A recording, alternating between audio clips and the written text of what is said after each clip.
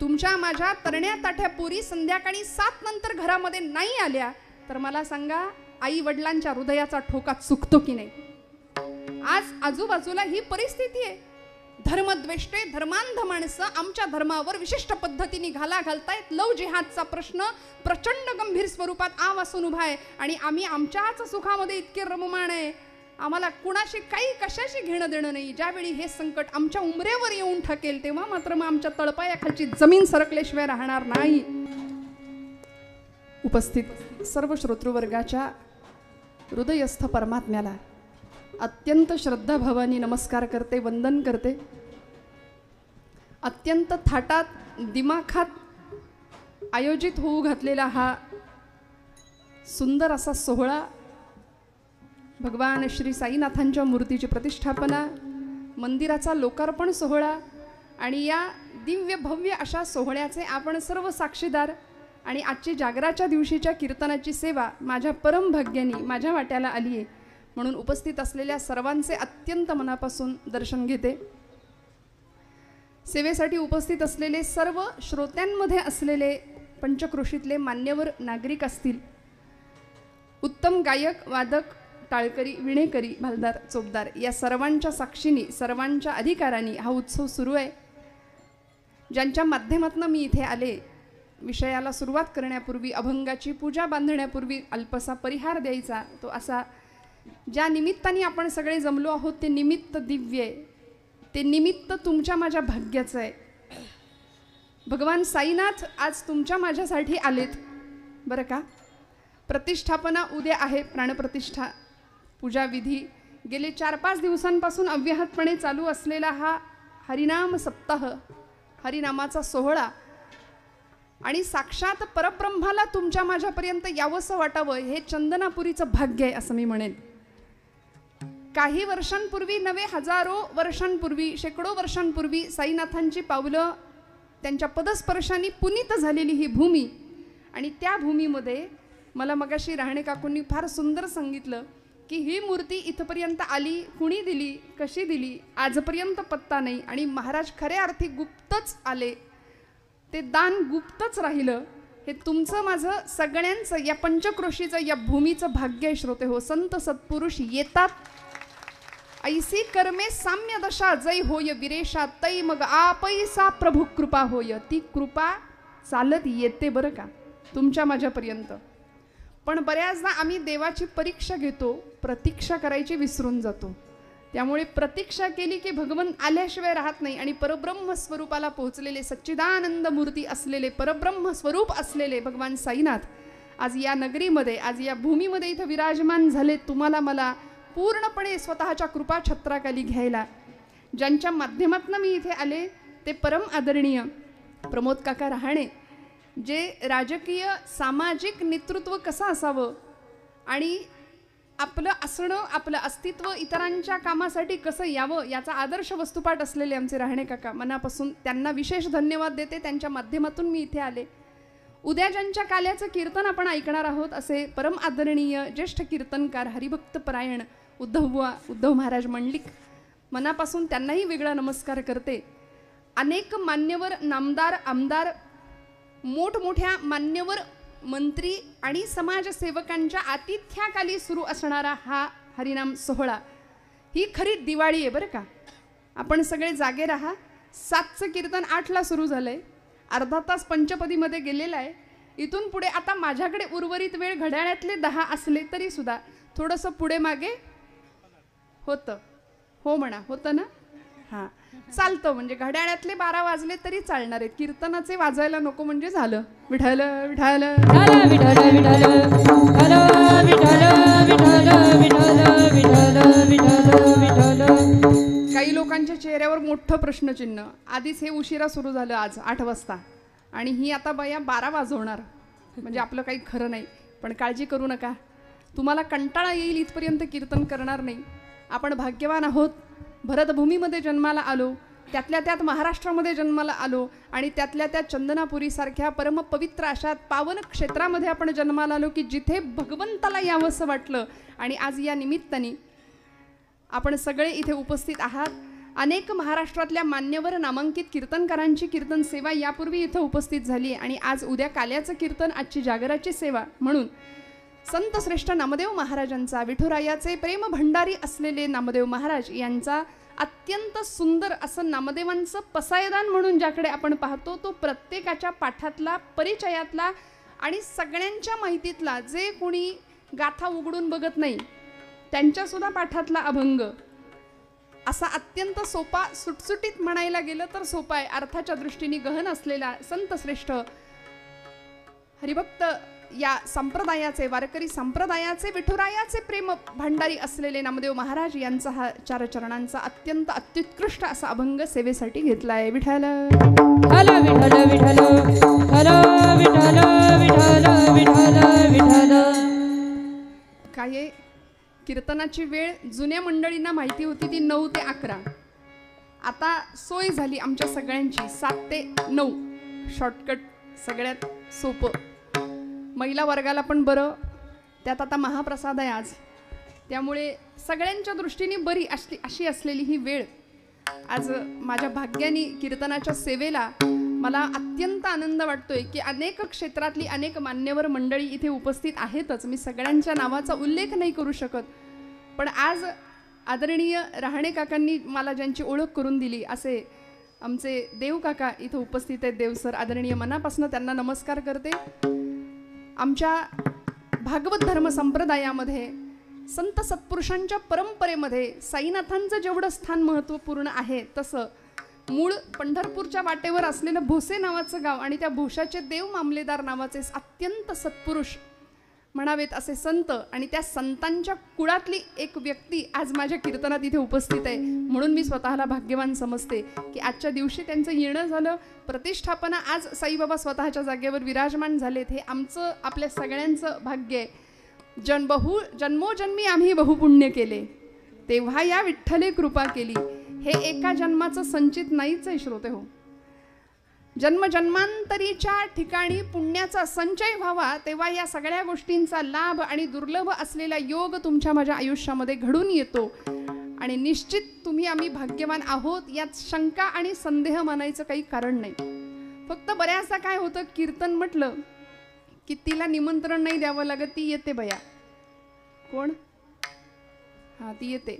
आम्ही टाळी वाजवा म्हणतो, विठ्ठल विठ्ठल विठ्ठल, आणि ब्रह्मानंदी टाळी लागते लोकांची मस्त. तर तशी टाळी लागता कामा नये. जी टाळी वाळवंटात लागली सगळ्या संतांची, एकची टाळी झाली चंद्रभागे वाळवंटी, माझा ज्ञानराजा गोपाळांसी लाह्या वाटी.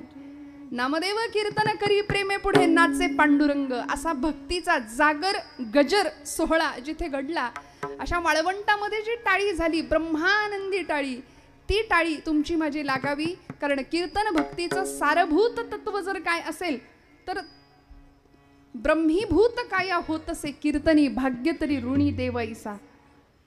म्हणून असा ब्रह्म साक्षात्काराचा अनुभव, आनंद अनेक संतांनी घेतला. 12व्या शतकामध्ये संत श्रेष्ठ ज्ञानराज माऊलींनी या भागवत धर्म संप्रदायाचा, या वारकरी संप्रदायाचा पाया रचला. पाया असा भक्कम होता की त्या पायावरती इमारत उभी राहिली आमच्या संप्रदायाची. त्या इमारतीवर शेकडो वर्ष झाली आजपर्यंत अनेकांनी प्रहार केले. अनेकांनी अनेक प्रकारे आमच्या वारकरी संप्रदायाला, आमच्या हिंदू धर्म संप्रदायाला, भागवत धर्म संप्रदायाला अनेक प्रकारे त्रास देण्याचा प्रयत्न केला बरं का. मग तो शस्त्राचा असेल, खूप लक्ष देऊ नाही का सुरुवातीपासून, शास्त्राचा असेल, अनेक प्रकारे अनेक लोकांनी या मंदिराला प्रहार करण्याचे प्रयत्न केले, परंतु त्याच्या चिऱ्याला सुद्धा तडा नाही गेला. कारण पाया भक्कम होता माझ्या माऊलींनी घातलेला. पाया भक्कम असला की घर उभं राहतं की नाही छान, तसा आमच्या धर्म मंदिराचा पाया ज्ञानोबांनी घातलाय. 750 वर्षापूर्वी 16 वर्षाचं लेकरू जगाकडून येणारं सगळं विष प्राशन केलं, पचवलं आणि चूळ भरली ती अमृताची. ब्रह्मविद्येचा सुकाळ केला ज्ञानेश्वरीच्या रूपाने तुमच्या माझ्या घरामध्ये. आज माऊली स्वतः विराजमान आहेत हे विसरून चालणार नाही. आम्हाला असं वाटतं माऊली नाही आहेत, आता तुकोबा नाही आहेत, पण गाथा आहे ना मग तुकोबा आहेत, ज्ञानेश्वरी आहे ना मग माऊली आहेत, दासबोध आहे, समर्थ रामदास स्वामी आहेत, नाथभागवत आहे, नाथमाऊली तुमच्या माझ्या घरात आहेत. फक्त ते बघण्याची दृष्टी तुम्हाला मला प्राप्त झाली म्हणजे मिळवलं. आणि या ज्ञानोबांनी स्थापन केलेल्या पायावरती ही बांधलेली इमारत संतांनी संत कृपा झाली इमारत फळाली, ज्ञानदेवे रचिला पाया, उभारिले देवालया, नामातयाचा किंकर त्याने केला हा विस्तार. आणि ज्यांचा अभंग आपण आज निरूपणाला घेतला कीर्तन रूपी सेवे करता असे आमचे नामदेव महाराज, की ज्या महाराजांनी हा भक्तीचा प्रसार प्रचार करावा, हातामध्ये भागवत धर्माची भगवी पताका घ्यावी म्हणून ह्या पताका लावलेत की नाही आपण आज इकडे सगळीकडे भगवं भगवं दिसते की नाही.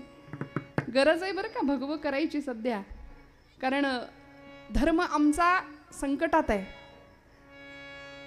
धर्म त्यालाच म्हणतात जो धारण करतो तो धर्म, जो धारणा करतो तो धर्म, तुमचं माझं रक्षण करतो तो धर्म.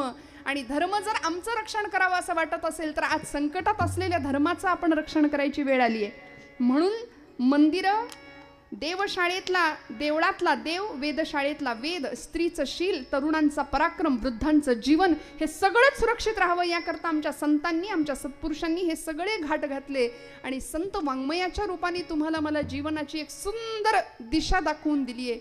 म्हणून भागवत धर्माची पताका आहे, झेंडा नाही. का हो, झेंडा पक्षाचा असतो म्हणाले, धर्माची पताका असते. कारण त्या पताकेचं एक टोक आहे नामाचं, दुसरं टोक आहे भक्तीचं. नामाचं एक टोक, भक्तीचं एक टोक, नामाचं एक टोक, ज्ञानाचं एक टोक आणि दांडा आहे तो भक्तीचा आहे बरं का. भक्तीच्या दांड्यावरती नाम आणि ज्ञान स्थापित आहे. म्हणून ही भागवत धर्माची पताका दिमाखात डौलत आज शेकडो वर्षांपासून आमच्यापर्यंत पोहोचलेली आहे. आणि अशी पताका पोहोचवणारे, सर्वदूर पोहोचवणारे, फक्त महाराष्ट्र नाही तर सबंध भारतामध्ये ही पताका पोहोचवणारे संत श्रेष्ठ विठुरायाचे अत्यंत प्रेमळ भक्त संत श्रेष्ठ आमचे नामदेव महाराज. या महाराजांनी विस्तार करावा, पंढरपुरात राहिले, पंढरपुरात राहून भागेना. कारण पांडुरंग फक्त विटेवरच आहे अशी धारणा असलेल्या नामदेवांना आमच्या ज्ञानोबांनी सांगावं, नाम्या अरे देव काही फक्त विटेवरच आहे, देव काही फक्त पंढरपुरातच आहे. नाम्या अरे बाहेर पड, तुला एको देवा हा सर्व भूतेषु बुडहा, सर्वव्यापी सर्व भूतांतरात्मा हे उपनिषदांचं सार कळल्याशिवाय राहणार नाही. देव सगळीकडे आहे, तुला विठ्ठल जळी स्थळी भरला, रीता ठावणा उरला, आज म्या दृष्टीने पाहिला विठ्ठला. जळी स्थळी भरला, रीता ठावणा उरला, आज म्या दृष्टीने पाहिला विठ्ठलाची विठ्ठल. विठ्ठल जळी स्थळी भरला,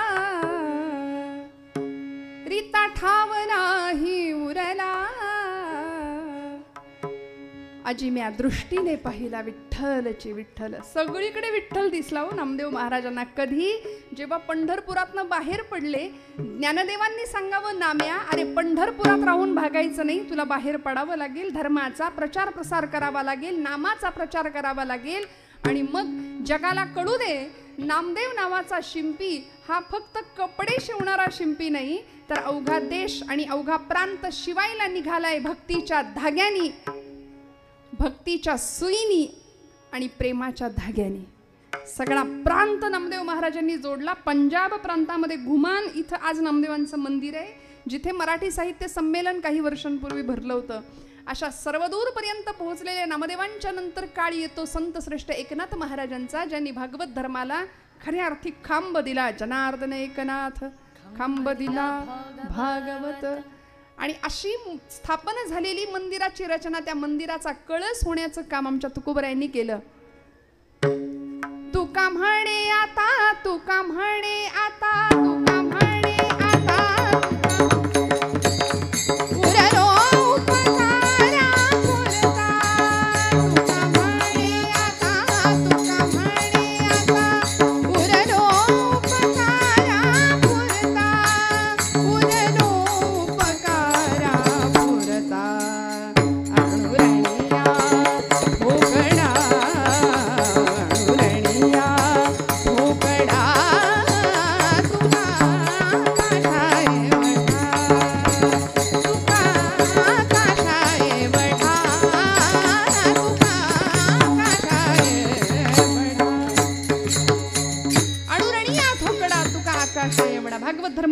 संप्रदाय मंदिराला कळस चढवण्याचं भाग्य तुका झाला असे कळस भजन करा सावकाश.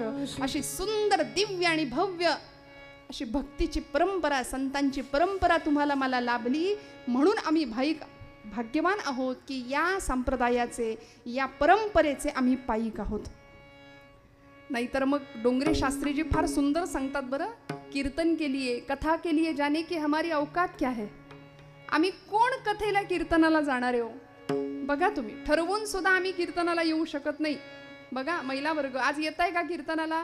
नको, बसलेलं उठवत नाही, उठलेलं बसवत नाही, मूडच नाही लागत, आज घरात कुणी नाही, मला थांबलं पाहिजे, अनेक कारण आहेत, अनेक कारण आहेत. पण ज्यावेळी कथा के लिए जाने की हमारी औकात क्या है, कथा के लिए तो वो जाते हैं जिनको बाके बिहारी बुलाते हैं. तिकडून बोलावणं यावं लागतं, भगवंत बोलावतो तेव्हा आमची पावलं इथं येतात. नाहीतर व्यर्थ अभिमान चढतो. आम्ही कीर्तन ऐकलं, आम्ही कीर्तन केलं, आम्ही कीर्तन वाजवलं, आम्ही कीर्तन गायलं, असं नाही बरं.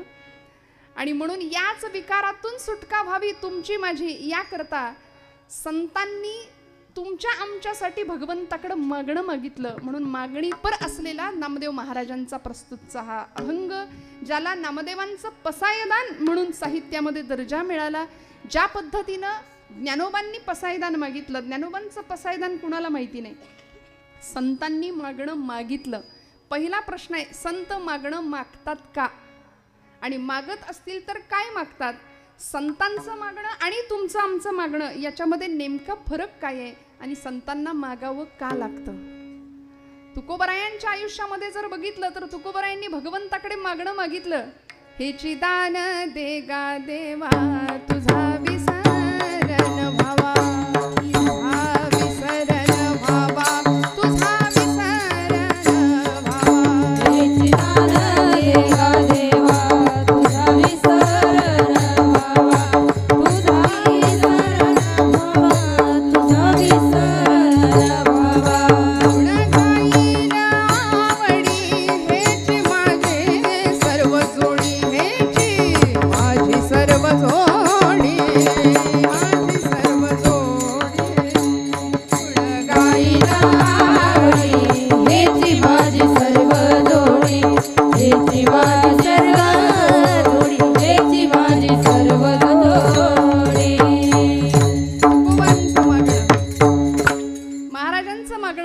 दान देगा देवा. 5 तास कीर्तन करावं तुकोबरायांनी, आणि पांडुरंगाने येऊन विचारावं, तुम्हाला मला देव कधी विचारेल का असं, बोल तुला काय हवंय, बोल मी तुझ्यावर प्रसन्न आहे. एकतर आम्ही अशी प्रार्थना करत नाही, त्यामुळे देव आमच्या समोर येत नाही, पहिली गोष्ट. आणि आला तो जर म्हणालाच माग, तर मागायचं काय हे आम्हाला कळत नाही. आम्ही नको त्या नश्वर गोष्टी मागतो. दानपेटीमध्ये 10 रुपयाची नोट टाकतो, म्हणतो यंदा पोरीचं जुळू दे, पोराला नोकरी लागू दे, प्रपंचामध्ये सुख मिळू दे, शेजाऱ्याचं वाटोळं होऊ दे, अशी आमची मागणी. अहो पण संतांचं मागणं वेगळं होतं. परोपकाराय सतां विभूतया, जगाच्या कल्याणा संतांच्या विभूती देह कष्टविती परोपकारे. या न्यायाने ज्यावेळी परमात्मा पांडुरंग उभा राहायचा भगवंत तुकोबरायांसमोर, आणि तुकोबराय सांगायचे देवा काय देशील, भगवंत म्हणायचे माग, तुला काय हवं ते माग. भानुदास महाराजांना सुद्धा पांडुरंगाने म्हणावं काहीतरी मागा, काहीतरी मागा. भानुदास महाराज म्हणले मला काही नको, तुलाच काही हवं असलं तर तूच मागून घे माझ्याकडून. याला म्हणायचं भक्त, याला म्हणायचं संत. नाथांचे वंशज पूर्वज असलेले भानुदास महाराज म्हणायचे देवा मला तू देशील असं मला काही नको आहे म्हणाले, तुलाच जर काही पाहिजे असेल तर तू मागून घे. हे धाडस संतांकडे होतं, हा अधिकार संतांकडे होता. आणि म्हणून भानुदास महाराजांना भगवंत म्हणतात मला तुझ्या कुळात जन्म घ्यायची परवानगी दे, म्हणून नाथांचा जन्म आहे. तुकोबारायांना भगवंतांनी विचारावं तुकोबा काहीतरी मागा. महाराज म्हणले नको देवा मला काही नको. ही अवस्था भक्तीची की काहीच मागत नाही, त्याला प्रेम म्हणतात. बरं आम्हाला जर मागा म्हटलं की आमची यादी तयार आहे. बघा तुम्ही प्रत्येकाच्या मनात सुरुवातच झालं असेल, देव आला समोर मी हे मागून घेईन पहिल्यांदा. फारच काही नाही तर आमच्या महिला वर्गाचा आवडीचा विषय, जे जे मागता येईल तेवढं भगवंताकडे सगळं मागू. आम्ही प्रपंचातलं सुख मागू, पोराबाळांचं सुख मागू, पैशांचं सुख मागू, भौतिक सत्ता संपत्ती, कारण आम्हाला लौकिक प्रसादच महत्वाचा वाटतो. अलौकिक प्रसादाचा अर्थ कळायला वेळ लागतो. श्रोते हो, अलौकिकातला प्रसाद, अलौकिकातलं मागणं संतांनी मागितलं. आम्ही लौकिक प्रसादाला महत्व देतो म्हणून आमच्याकडे म्हण आहे, भजनाला 8 आणि भोजनाला 60. विठ्ठल विठ्ठल विठ्ठल विठ्ठल विठ्ठल विठ्ठल. म्हणून एवढी एरवी 7 दिवसात सुद्धा न फिरकणारी माणसं महाप्रसादाला असतात की नाही, काल्याला असतात. आमच्याकडे म्हण आहे, अलौकिकातला प्रसाद आम्हाला त्याचा अर्थ कळत नाही, तो अर्थ कळायला आयुष्य जावं लागतं, त्यासाठी संतांचे पाय धरावे लागतात, तेव्हा आम्हाला भगवंताचा अलौकिक प्रसाद काय असतो ते कळतं. आम्ही लौकिकातल्या प्रसादासाठीच तुझं माझं माझं तुझं करत बसलो आणि तो लौकिक प्रसाद प्राप्त करण्याकरता जीवाचं रान करायला तयार आहे आम्ही. पण लौकिकापेक्षा अलौकिक मागणं संतांनी मागितलं. ज्यावेळी तुकोबरायांच्या समोर पांडुरंग म्हणतात तुकोबा मागा मागा मागा, त्यावेळी महाराज म्हणतात देवा काय देशील रे, माझ्या वडिलांची मिराशी गा देवा, तुझी चरण सेवा पांडुरंगा. उपवास पारणे राखिला दार बंटा, उपवास पारणे राखिला दार बंटा, उपवास पारणे राखिला दार बंटा, उपवास पारणे राखिला दार बंटा. केला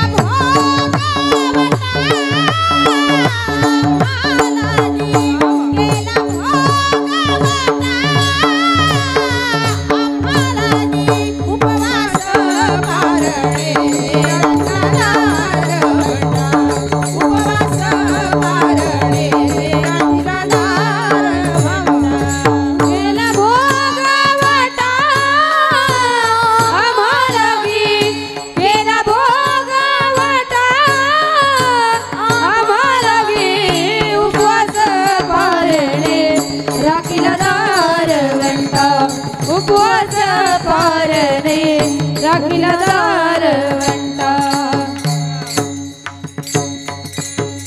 उपवास पारणे राखीला दारवंटा. भगवंता हे सगळं आम्हाला आमच्या वाडवडिलांच्या कृपाशीर्वादाने मिळालंय.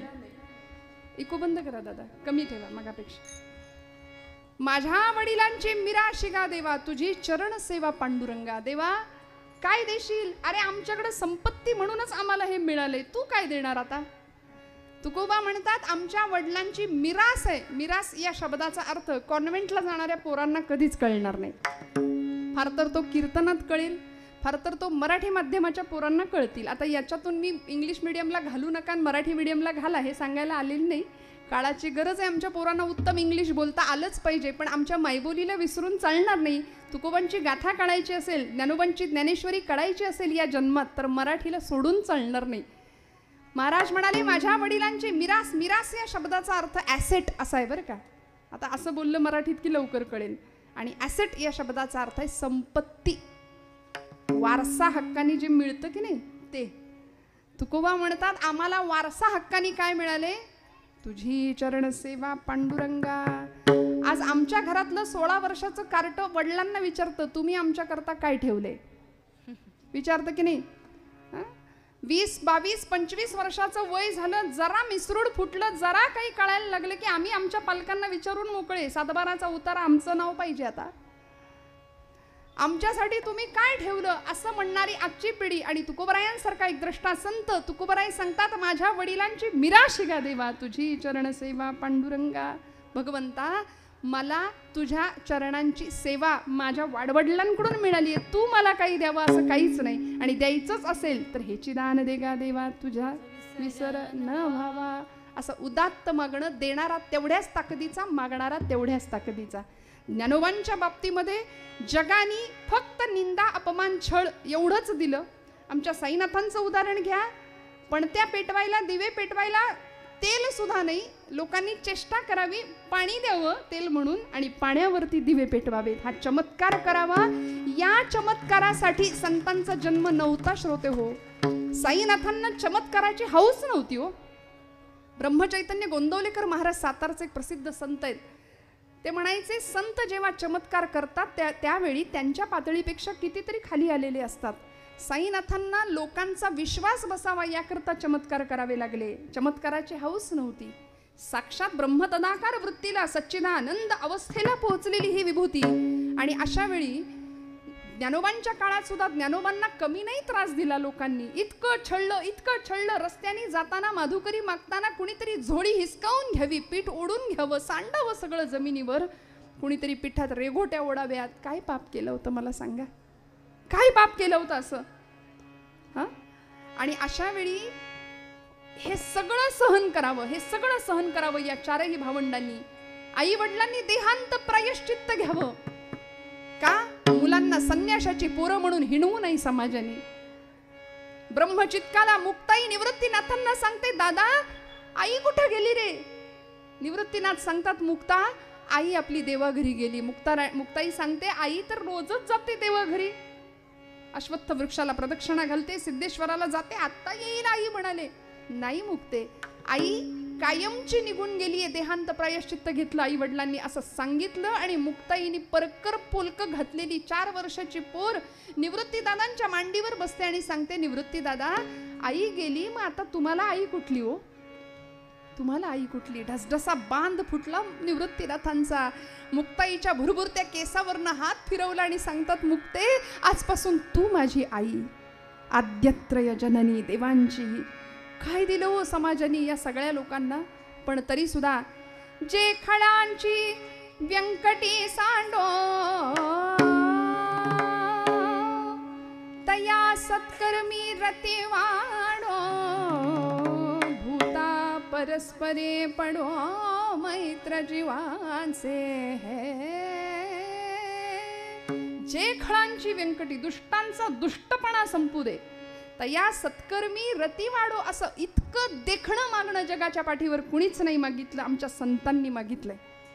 जगाने फक्त त्रास दिला. आम्हाला जर आमच्या शेजाऱ्यांनी त्रास दिला तर आम्ही त्याचं सुख चिंतू का हो? खरं सांगा अंतःकरणापासून. नाही ना. म्हणून संतांचं हृदय वेगळं, तुमचं माझं हृदय वेगळं. आम्ही आपल्या माणसाचं सुद्धा अहित कसं होईल याच्या प्रयत्नात असतो रात्रंदिवस. पण तुकोबरायांसारखे, ज्ञानोबांसारखे, नामदेवांसारखे संत जगाच्या पाठीवर येतात, आगळं वेगळं मागणं भगवंताच्या चरणाजवळ मागतात. ज्यावेळी वयाच्या 5व्या वर्षी भगवंताच्या समोर नामदेव महाराजांनी उभं राहावं आणि हट्ट करावा, देवा जेव. का? वडिलांनी सांगितलंय, देव जेवल्याशिवाय आपण जेवायचं नाही. 5 वर्षाचं लेकरू आहे. किती? तुमच्या माझ्या घरातलं 5 वर्षाचं लेकरू जरा बघा, ते गावभर आता माझी सटकली करत हिंडतय. त्याला काही नाही सांगणारी आई नाही, सांगणारे पालक नाहीयेत. 5व्या वर्षी सिद्धी म्हणजे काय असतं? वयाच्या 5व्या वर्षी नामदेव महाराज पांडुरंगासमोर उभे राहतात. गुणाई मातेनी सुंदर पंचपक्वांनांनी भरलेलं नैवेद्याचं ताट दिले. ताट घेऊन नामदेव महाराज आले, देवासमोर उभे राहिले, मंडल केलं, ताट ठेवलं, पाणी फिरवलं आणि म्हणले, करा सुरुवात. देव जेवेल एवढ्यानी? एवढ्या अर्जवानी देव येईल का हो? नाही आले. नामदेव महाराज म्हणले, 5 वर्षाचे नामदेव महाराज आहेत, म्हणाले, देवा रोज माझे वडील येतात नैवेद्य घेऊन, आज मी एवढा पोर आलोय म्हणून काही चवण्या ढवण्या लावलेस वय? बऱ्या बोलानं जेव. तरी सुद्धा देव येईना हो. दगडातला, पाषाणातला चैतन्य जाग करण्याचं सामर्थ्य संतांकडे होतं, तुमच्या माझ्याकडे नाही. म्हणून तुम्ही आम्ही किती वेळ नैवेद्य धरून बसा, देव येणार नाही ना? नाही येणार. हे आम्हाला ठाम माहिती आहे. आम्ही नाही म्हणून खुशाल मोकळे. देव येणारच नाही आमच्याकरता. संतांकरता आला, तुमच्या माझ्याकरता का नाही येणार? हा विश्वास आमचा कमी आहे हो. देवावरचा विश्वासच तुमचा माझा कमी आहे. म्हणून आम्ही, आमच्यापैकी अशी काही करंटी माणसं आहेत की जी देवाला मानायलाच तयार नाही. खरंच साईबाबा होते का? आणि मग ते कुठल्या धर्माचे होते? विनाकारण नको त्या बाष्कळ वल्गना करण्यामध्ये आम्ही आमचा वेळ वाया घालवतो. पण मला सांगा, असं एखादं विभूतिमत्व, असा एखादा संत सत्पुरुष जगाच्या कल्याणाकरता अवतरतो आणि तुमच्या माझ्या कल्याणाचं ब्रीद हातात घेऊन आयुष्य जीवन व्यतीत करतो, हे कमी आहे का? ज्यावेळी नामदेव महाराज पांडुरंगाला सांगतात, देवा जेव, पांडुरंग जेवायला तयार नाही. तुमच्या माझ्याकडून नैवेद्य स्वीकारत नाही भगवंत, कारण आम्ही वाटच बघत नाही. आम्ही पाणी नैवेद्य ठेवतो, पाणी फिरवतो, लगेच काढून घेतो. आम्हाला केवढी भीती, खाल्लं बिल्लं तर करायचं काय त्याने? आणि खरं सांगू का, तो आपला नैवेद्य खात नाही, याच्यातच आपली आब राखू नये. त्यानं जर खायला एकदा सुरुवात केली तर तुमचं माझं काही शिल्लक राहणार नाही. लक्षात घ्या. अनंत हस्ते कमलावराने देता किती घेशील दोकराने, नेईल जेव्हा ते तो क्या करानी किती रक्षसी मग दोकराने. अनंत हस्तांनी देणारा अनंत कोटी ब्रह्मांड नायक समोर उभा आहे.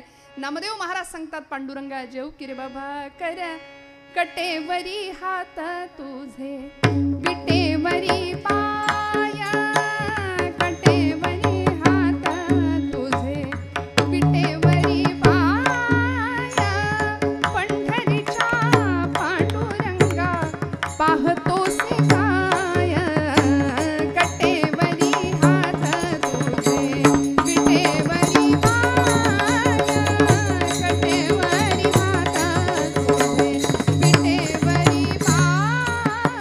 ए पांडुरंगा, ए भगवंता, ए पांडुरंगा, अरे जेव की रे बाबा. कोण सांगतंय? नामदेव महाराज. जेव की रे पांडुरंगा, जेव की रे. जेवायलाच तयार नाही, यायलाच तयार नाही. शेवटी डोळ्यातनं टचकन पाणी ओघळलं. वयाच्या 5व्या वर्षीचा बाल सुलभ स्वभाव. भगवंता बाबांनी सांगितलंय देव जेवण्याशिवाय आपण जेवायचं नाही. देवा आता जर जेवला नाहीस ना तर चुलीतलं जळकं लाकूड आणून सडकून काढीन. आई आपल्याला घरी जे जे करते ते सगळं चाललं होतं तिथं. माझी आई मी जेवलो नाही तर मला मारते. मी तुला मारू का? बऱ्या बोलानं जेव. तरी देव हलायला तयार नाही. पांडुरंगा जेव की रे बाबा, जेव की रे बाबा. आता वडील येतील, मला विचारतील नाम्या देव जेवला का? तेव्हा मी सांगेन नाही. मग बाबांच्या हातून मार खात बसण्यापेक्षा देवा तू जर जेवला नाहीस तर इथं तुझ्या पायरीवर डोकं आपटून जीव देतो म्हणजे. आणि धावले नामदेव महाराज 5व्या वर्षी. पायरीवर डोकं आपटणार, थडकन डोक्याला लागलं नाही. गाभाऱ्यातनं आवाज आला, नाम्या, ए नाम्या, अरे दगडाचा देव कधी जेवतो का रे? नामदेव महाराज हुशार म्हणाले, ना पांडुरंगा मी काही खोळा नाही. दगडाचा देव कधी बोलतो का रे? बोललास. चाटून पुसून ताट स्वच्छ करायला लावलं पांडुरंगाला. स्वच्छ ताट केलं. भगवंतांनी बसले, खिरीची वाटी भुरके मारत मारत प्यायले. काय सांगू पांडुरंगाचं जेवण माझ्या पदरचं नाही. नामदेव गाथेत प्रसंग आहेत हे सगळे. नामदेवांनी स्वतःचं आत्मचरित्र लिहिलंय गाथेमध्ये. भगवंत जेवला माझ्या हातून. आणि मग असा भक्तीचा अधिकार 5व्या वर्षी मिळतो. ते नामदेव महाराज पंढरपुरात तर आपलं वेगळेपण निर्माण करतात. कीर्तनाच्या माध्यमातून ज्ञानाचा दीप जगामध्ये लावतात. अखंड भारत भ्रमण करतात. आणि वयाच्या 80व्या वर्षी पंढरपूर सोडलं होतं. 40व्या वर्षी तिथून पुढच्या 80 वर्ष म्हणजे पुढची 40 वर्ष भारत भ्रमंती केली. आणि 80व्या वर्षी म्हणजे आज सगळ्या संत मंडळीमध्ये भरपूर आयुष्य ज्यांना लाभलंय असे एकमेव संत आहेत संत श्रेष्ठ नामदेव महाराज. नाही तर खूप कमी आयुष्य आमच्या चांगल्या मंडळींना लाभली. आणि जगाचा नियमच आहे, चांगली माणसंच लवकर जातात, हो की नाही? ज्यांनी अजून राहावं अशी माणसं लवकर जात आहेत. आणि ज्यांनी आता नको ती माणसं असो. विठ्ठल विठ्ठल विठ्ठल विठ्ठल विठ्ठल. 80व्या वर्षी नामदेव महाराज पांडुरंगाच्या पायरीवर येऊन उभे राहतात. गात्र थकलेली आहेत. ज्या पायरीवरून 5व्या वर्षी संवाद साधला होता, ज्या पायरीवर 5व्या वर्षी भांडण केलं होतं पांडुरंगाशी, ज्याच मंदिरामध्ये भगवंताशी खेळ खेळले होते, नाचले होते कीर्तनामध्ये भगवंत, त्या पायरीवर येऊन उभे राहिले. म्हणले देवा आठवलं का रे? याच पायरीवर उभा राहून तुझ्याशी हट्ट केला होता जेवायचा, तुझ्याशी हट्ट केला होता माझ्याशी खेळायचा. पांडुरंगा आता बस म्हणाले. आता या पायरीचा चिरा होऊन राहतो, या पायरीचा चिरा होऊन राहतो. भगवंत आले, कडकडून आलिंगन दिलं आपल्या विठुराय भगवंतांनी आपल्या प्रेम भांडारी असलेल्या नामदेव महाराजांना. आणि नामदेव महाराज म्हणतात भगवंता बस म्हणाले, सगळं मिळालं आता काही नको. भगवंत म्हणतात नामया सगळ्यांसाठी सगळं मागतोयस पण स्वतःसाठी काही मागत नाहीस. एकदा स्वतःसाठी काहीतरी माग, स्वतःसाठी काहीतरी माग. नामदेव महाराज म्हणले नाही देवा काही नको, काही नको. नाही नामदेवा तुला मागावंच लागेल, माझ्यासाठी काहीतरी माग, माझ्यासाठी. कल्पना करा ना महाराजांच्या जागी आपण असतो तर देव मागे लागलाय, माग माग माग माग. आणि आम्ही आमची यादी लगेच तयार राहील. पण नामदेव महाराज म्हणतात नाही देवा काहीच नको, काहीच नको. भगवंत म्हणतायत मागा नामदेवा, माझ्या करता मागा. नामदेव महाराज सांगतात देवा एकतर मला काही नको आहे आणि द्यायचंच असेल तर काय देशील, त्याची यादी नामदेव महाराज सांगतात पहिल्या चरणापासून. अकल्प आयुष, अकल्प आयुष अकल्प आयुष्य तया कुळा अकल्प आयुष्य अकल्प आयुष्य अकल्प आयुष्य व्हावे तया कुळा अकल्प आयुष्य अकल्प आयुष्य अकल्प आयुष्य व्हावे तया कुळा अकल्प आयुष्य अकल्प आयुष्य अकल्प आयुष्य व्हावे तया कुळा अकल्प आयुष्य अकल्प आयुष्य अकल्प आयुष्य व्हावे तया कुळा अकल्प आयुष्य अकल्प आयुष्य अकल्प आयुष्य व्हावे तया कुळा अकल्प आयुष्य अकल्प आयुष्य अकल्प आयुष्य व्हावे तया कुळा अकल्प आयुष्य अकल्प आयुष्य अकल्प आयुष्य व्हावे तया कुळा माझिया सकळा हरीचा दासा माझिया सकळा हरीचा दासा कल्पनेची बाधा कल्पनेची बाधा कल्पनेची बाधा नको कवणे काळे कल्पनेची बाधा कल्पनेची बाधा कल्पनेची बाधा नको कवणे काळे माझी सकळा हरीचा दासा माझी सकळा हरीचा दासा कल्पनेची बाधा कल्पनेची बाधा कल्पनेची बाधा कोणे काळे कल्पनेची बाधा कल्पनेची बाधा कल्पनेची बाधा नको कोणे काळे कल्प आयुष्य व्हावे तया कुळा माझिया सकळा हरीचा दासा माझिया सकळा हरीचा दासा कल्पने आयुष्य व्हावे तया कुळ माझी सकळा हरीचा दासा माझी सकळा हरीचा दासा नामदेव महाराज म्हणले देवा द्यायचं असेल तर एक दे अकल्प आयुष्य भावे तया कुळा माझी या सकळा हरीच्या दासा कल्पनेची बाधा न हो कोणे काळी ही संत मंडळी सुखी असो. किती देखणं मागणं नामदेव महाराजांनी मागितलं बघा. आज मला इतका आनंद होतोय आपल्या सगळ्यांसमोर सेवा करताना. मंडपामध्ये या धर्म मंडपामध्ये उपस्थित असलेली लहान लहान लेकरं इतकी दिसतायत राहणे काका. मला इतकं छान वाटतंय. एकदा त्या लेकरांसाठी टाळ्या वाजवा बरं जोरदार.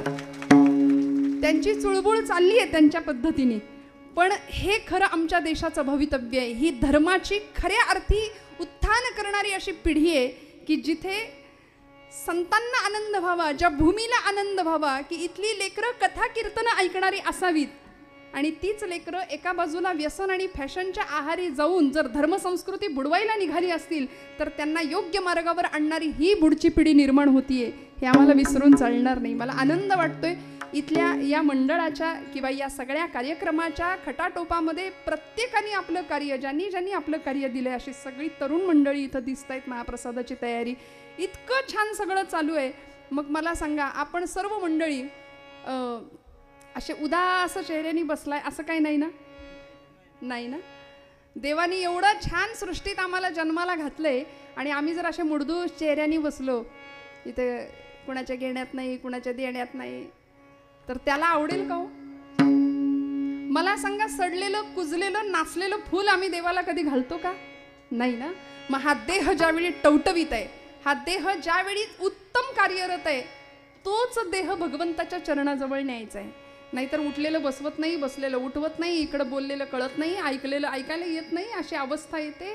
त्यावेळी जर भगवंतांकडे आम्ही गेलो, परमेश्वराकडे, तर त्याचा काही उपयोग नाही. नामदेव महाराजांनी भगवंताकडे असं दिव्य मागणं मागितलंय, आकल्प आयुष्य भावे तया कुळा माझी या सकळा हरीची दासा. स्वतःसाठी काही नाही मागितलं बरं. ज्ञानोबांनी स्वतःसाठी काही नाही मागितलं.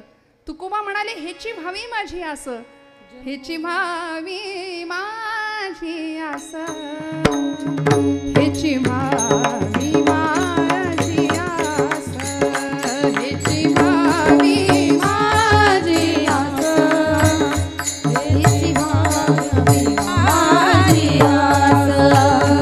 जन्मोजन्मी तुझा दास, जन्मोजन्मी तुझा दास, पंढरीचा वार करी, पंढरीचा वार करी, पंढरीचा वार करी, पंढरीचा वार करी. जन्मोजन्मी तुझा दास, जन्मोजन्मी तुझा दास, पंढरीचा वार करी,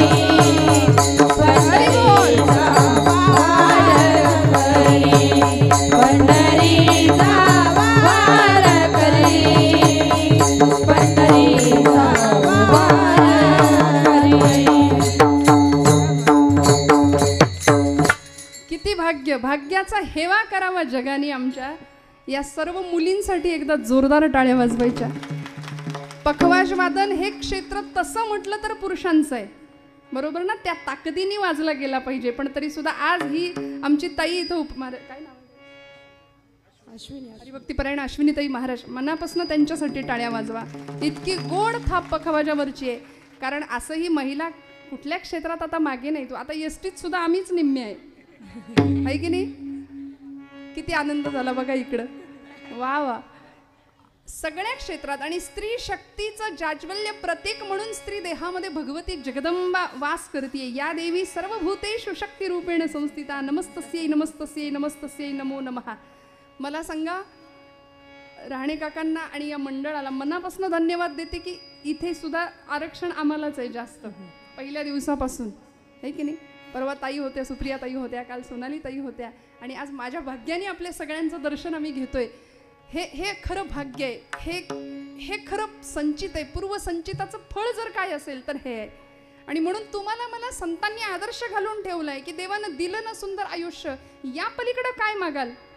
जे वांछिले ते तू दिले. खऱ्या भक्ताची अपेक्षा अशी आहे बरं का. जे वांछिले ते तू दिले, कल्पद्रुमा हे आदिमा हे अंतिमा.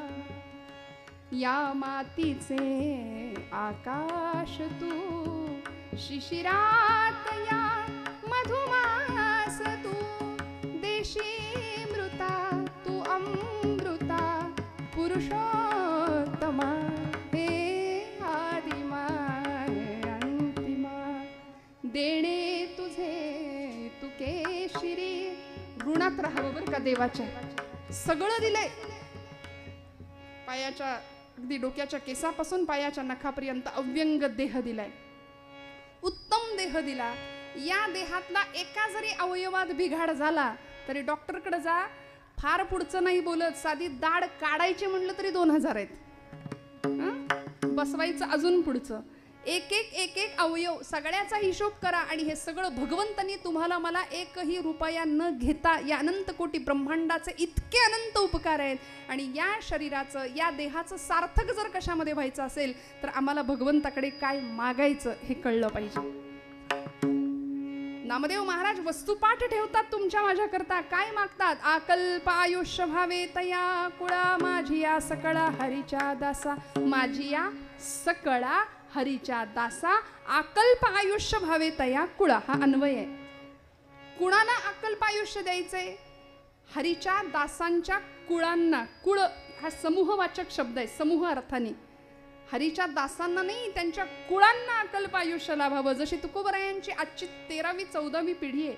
नाथांची हरिभक्तीपरायण वारकरी संप्रदायातले ज्येष्ठ कीर्तनकार योगीराज महाराज गोसावी नाथांचे 13वे वंशज आहेत. ही अशी कुळ परंपरा.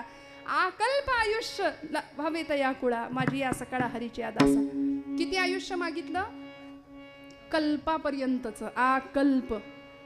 आपण कल्प, आपल्याला वर्ष माहिती आहे, महिने माहिती आहेत, युग माहिती आहेत, पण कल्प ही काय भानगड आहे? कल्प हा काय विषय? दाते पंचांग कधीतरी घरी जाऊन उघडून बघा, त्याच्यामध्ये अगदी पहिल्या 2 पानांनंतर, किंवा आपण नेटवर सर्च करा. आता सध्या सगळं सोपं झालंय की नाही? गुगल हातामध्ये आहे. गुगल गुरु म्हणतात लोक त्याला.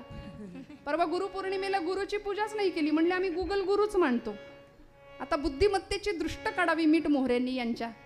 गुरु नकोच म्हणले, आम्हाला गुगल गुरुच आहे. त्याच्यावर काही सर्च करा, सगळं मिळतं म्हणाले, सगळं मिळतं. पण काय सर्च करायचं हे सांगायला सुद्धा गुरु लागतो बरं का जीवनामध्ये. काय शोधायचं त्याच्यावरती. त्यावेळी हे सगळं आम्हाला सहज उपलब्ध आहे. कल्पापर्यंतचं काय गणित आहे? आता मला माझ्या प्रश्नांची थोडी थोडी उत्तर द्या. नामदेव महाराजांनी आयुष्य मागितलं कुणाकडे? कुणाकडे? जागे आहेत ना आपण सगळे? नामदेव महाराजांनी आयुष्य मागितलं पांडुरंगाकडे. कुणासाठी मागितलं? हरीच्या दासांसाठी, हरिभक्तांसाठी. कशासाठी मागितलं? कुळापर्यंत, कुळाला, हरीच्या दासांच्या कुळांना अकल्प आयुष्य मिळू दे म्हणाले नामदेव महाराज. आता कल्पाचं गणित जर मांडायचं झालं तर वास्तविक सरासरी कलियुगातलं आयुर्मान काय आहे हो? आम्ही किती वर्ष जगतो? 100 वर्षाचं गणित आहे. बरं, आता त्यातही अनेक प्रकारची रोगराई आहे. कोरोना काल होते, आत्ता नाही. कधी जातील सांगता येत नाही. काळ कधी झडप घालेल सांगता येत नाही, अशी अवस्था. अनेक प्रकारचे रोग आहेत. रासायनिक खतांचं आम्ही सगळे खातोय. आताची पिढी अजून आयुर्मान कमी झालंय की नाही? तरी सुद्धा बोनस लाईफ काहींना मिळतं. 100 सुद्धा क्रॉस करणारी काही मंडळी आहेत, जुनी माणसं बरं का, आताची नाही पिढी. कारण आता विचार, आहार, उच्चार सगळं बदललंय. त्यामुळे 100 सुद्धा पार करणं हे कठीण होऊन बसलंय. सरासरी आयुर्मान 100 वर्षाचं आहे म्हणाले, त्यातलं सुद्धा 50 वर्ष, अर्ध आयुष्य आपण झोपेत घालवतो. राहिले किती? 50 वर्ष. त्या 50 वर्षामध्ये काय काय करायचं आणि काय काय नाही करायचं? व्यसन कधी करायचं? झोप कधी घ्यायची? बायका, पोरं, लग्न, नोकरी, मुलं, बाळ, हे सगळं कधी करायचं? हे सगळं अवघड होऊन बसलं की नाही? मग असा जर हिशोब केला तर 100 वर्षाच्या आयुष्य मिळणाऱ्या मानवाला नामदेव महाराज पांडुरंगाला म्हणतात, कल्पापर्यंतचं आयुष्य दे भगवंता. मला सांगा, कालगणनेमध्ये काळाचं गणित करताना सगळ्यात लहान कुठला काळ असतो? घड्याळातला. जागेत का आपण सगळे? घड्याळातला सगळ्यात लहान काळ कुठला आहे? सेकंद. बरोबर ना? सेकंदाचा हिशोब. आता मला उत्तर द्या. 60 सेकंदांचा 1 मिनिट, 60 मिनिटांचा 1 तास, 24 तासांचा 1 दिवस. बरोबर. 7 दिवसांचा 1 आठवडा, 7 दिवसांचा 1 आठवडा, 2 आठवड्यांचा 1 पंधरवडा सुरू होतो. 2 आठवड्यांचा 1 पंधरवडा, 2 पंधरवड्यांचा 1 महिना, 2 महिन्यांचा 1 संपलं. विठ्ठल विठ्ठल विठ्ठल विठ्ठल.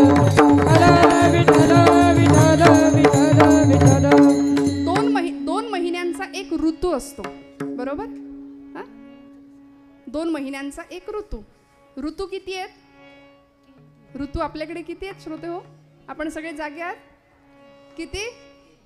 कोण म्हणतंय 3? सावधपणे उत्तर द्या. कोण म्हणतंय 6? 3 जे कोण म्हणतंय ना, ते उन्हाळा, हिवाळा, पावसाळा बहुतेक, नाही का? ते मोसम आहेत, ते ऋतू नाही. 6 ऋतू आहेत आपल्याकडे. आता या सगळ्या मुलांना विचारा, त्यांना शाळेत असतं पाठांतराला, आणि नसेल तरी आपण सांगूया आता त्यांना 6 ऋतू कुठले बाबा.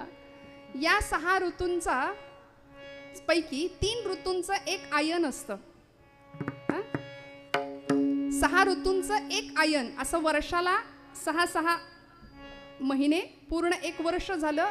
2 आयन, दक्षिणायन आणि उत्तरायण, असं 1 वर्ष झालं. 1 वर्ष. अशी 4,32,000 वर्ष ज्यावेळी होतात तेव्हा एक कलियुगाचं आयुष्य पूर्ण होतं असं सांगितलंय. कलियुग केवढं मोठं? 4,32,000 वर्ष होतात त्यावेळी. 8,96,000 वर्ष होतात, 8,64,000 वर्ष होतात त्यावेळी द्वापार युग आहे. बरोबर ना? आमच्या चोपदारांचं पाठ आहे सगळं गणित बरं का, मागे हळूच प्राउंटिंग आहे माझ्यासाठी. विठ्ठल विठ्ठल विठ्ठल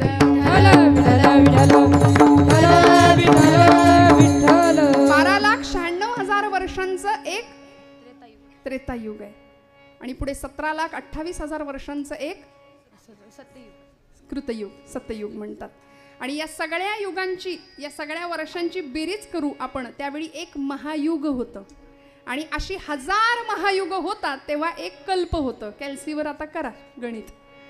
नामदेव महाराज म्हणले एक कल्प, कल्पापर्यंतचं आयुष्य तुम्हाला मला आमच्या हरिदासांना दे भगवंता. हे मागणं अवघड आहे, देणारा तेवढ्या ताकदीचा आहे म्हणून मागितलंय त्याच्याकडे. हे कुणाकडेही मागायचं हे मागणं नाहीये बरं का.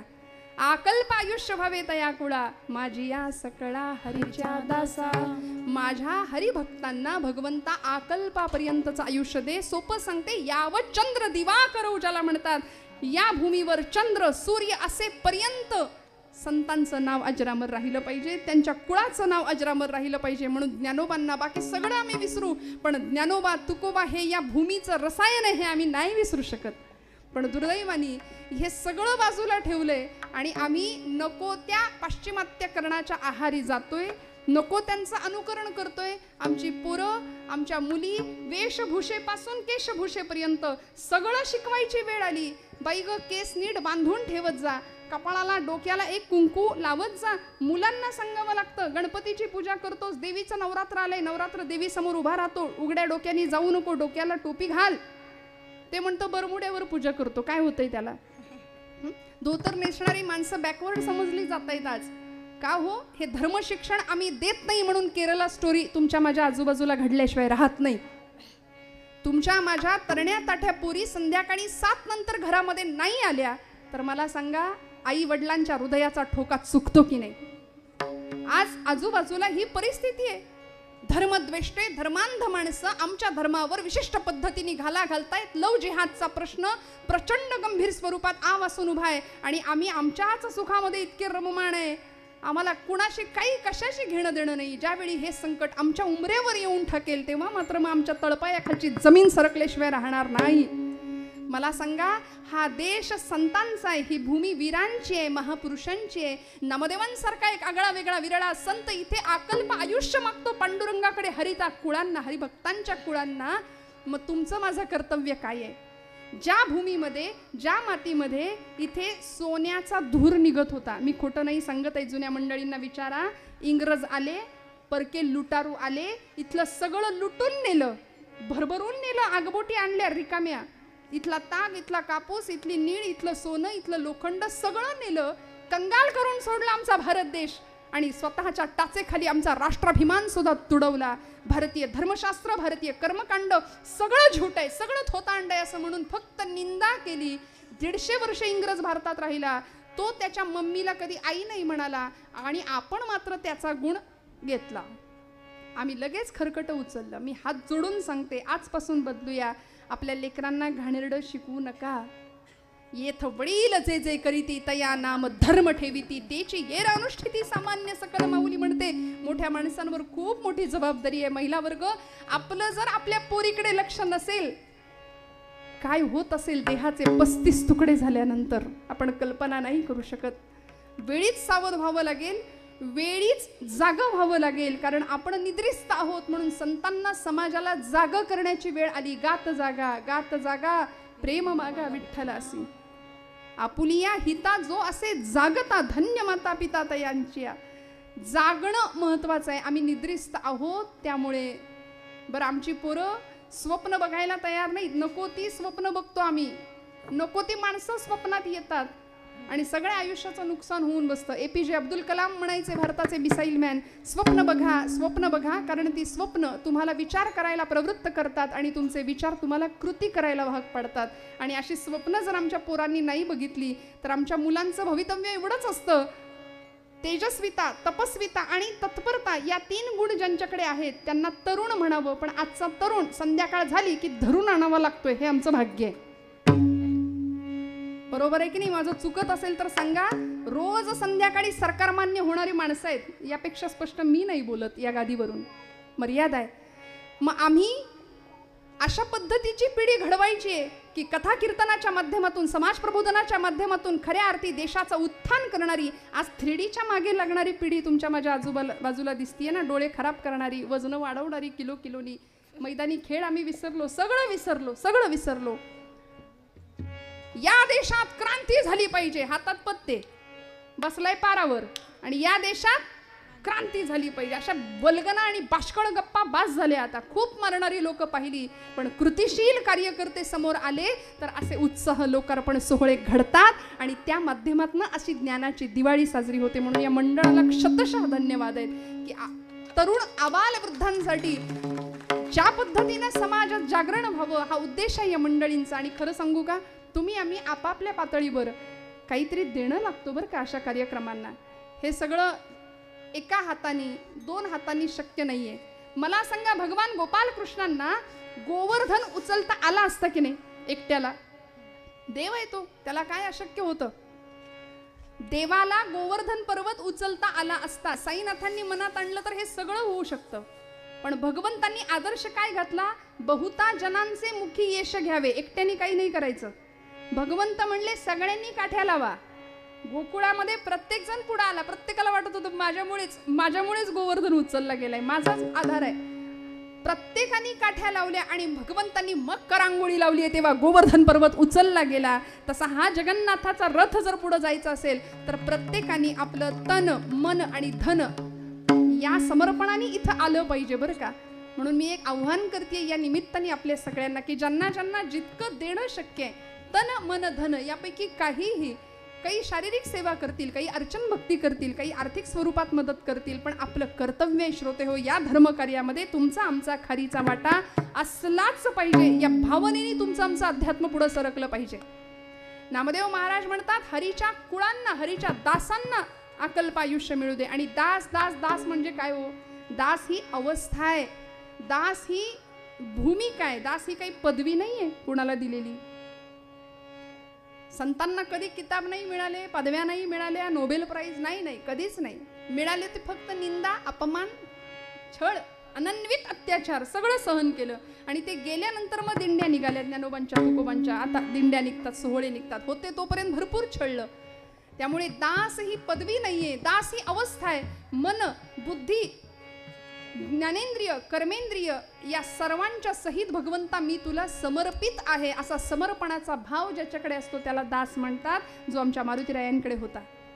मारुतीरायांनी रामांना आपलं सर्वस्व अर्पण केलं होतं श्रोते हो. काय दिलं होतं? म्हणून प्रसादासाठी ज्यावेळी मारुतीराय उभे राहतात की नाही त्यावेळी सगळ्यांना सगळं मिळालं. मारुतीराय म्हणतात, रामा तुमच्या पायाखालची एखादी चुरगळलेल्या फुलाची पाकळी जरी तुम्ही मला दिली तरी मला चालेल. म्हणाले भगवंता मला प्रसाद द्या. आपल्याला प्रसंग माहिती आहे, मारुतीरायांना प्रसाद रामांनी नाही दिला. ज्या क्षणाला सीतामाईंच्या लक्षात आलं, म्हणाले मारुते इकडे ये. मारुतीराय एवढे आनंदित झाले, म्हणाले बाप विसरला पण आई नाही विसरली माझी. टोन टोन टोन उड्या मारत पार्टीच बदलली हो, पक्षच बदललं. इकडे बसले, आता आईकडे बसले.